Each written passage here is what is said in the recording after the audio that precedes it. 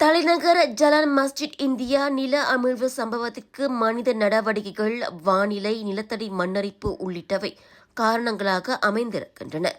அச்சம்பவம் தொடர்பில் பல்வேறு தரப்புகள் மேற்கொண்ட விசாரணையில் அது கண்டறியப்பட்டது. இயற்கை வளம், சுற்றுச்சூழல் மற்றும் நிலைத்தன்மை அமைச்சு அதனை உறுதி செய்தது.